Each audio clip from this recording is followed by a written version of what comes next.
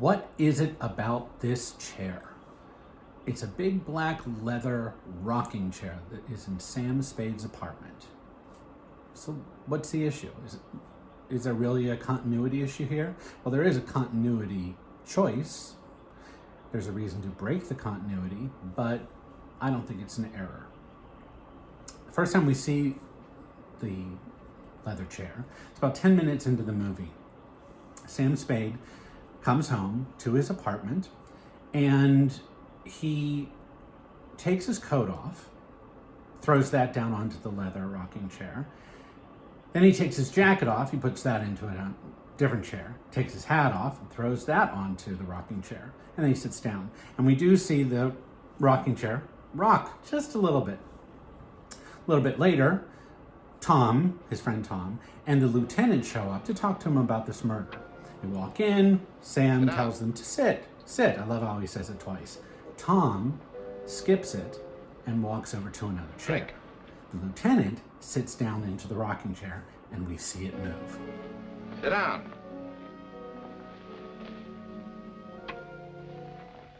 Sit down.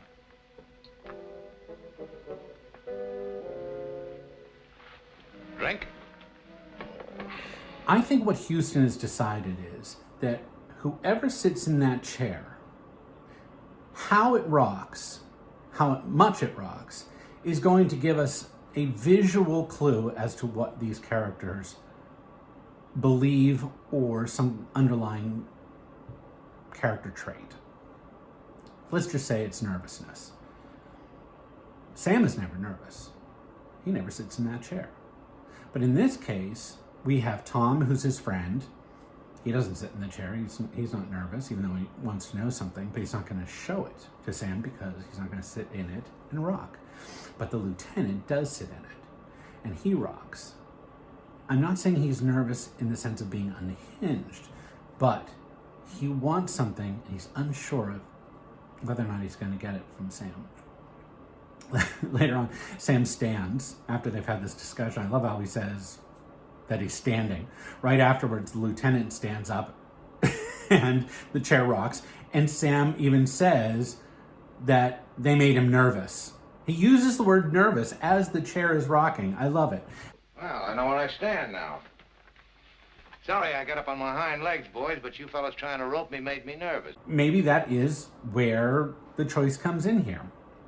The next person we see sit in the chair is at least a half an hour into the movie. Bridget O'Shaughnessy comes in and she sees Joel Cairo, who she's been involved with in all this storytelling. And she sits down in that chair and it rocks more than it did with the lieutenant, but not a lot. It rocks. But then she continues having this discussion and Joel Cairo is there and it starts rocking a little bit more.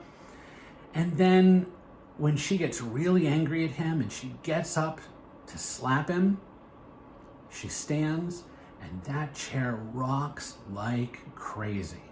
I mean, it goes flying. Amazing. And then the last person we see sitting in that chair is Casper Gutman.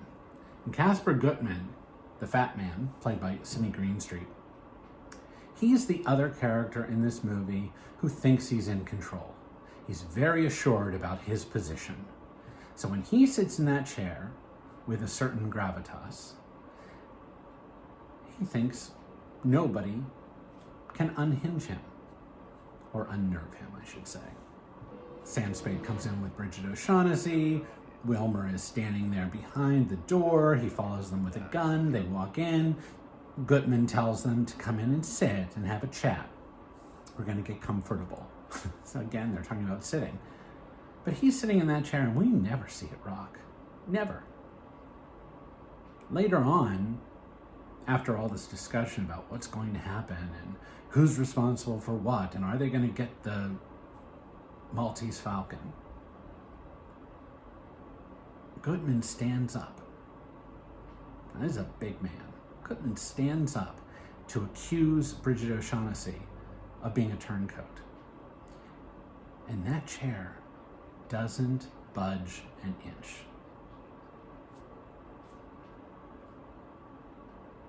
That's pretty significant.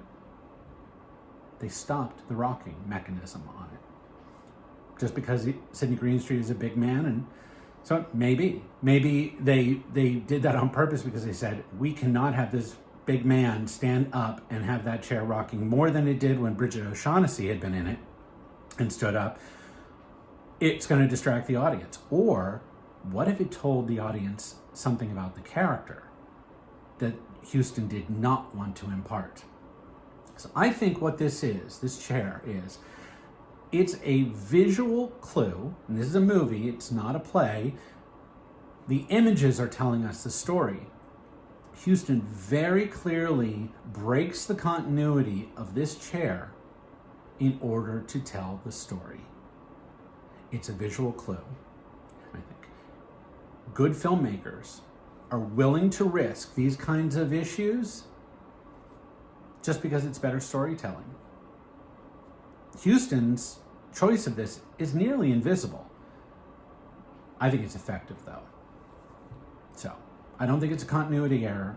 I think it's a purposeful continuity break. Now, if we want to talk about errors in this movie and chairs, maybe we should look at that chair that's in the background from that leather chair. It's another chair, and through most of the movie, it's facing parallel with that rocking chair.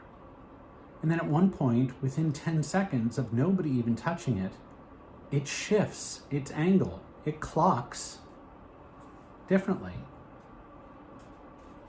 I think that one's an error.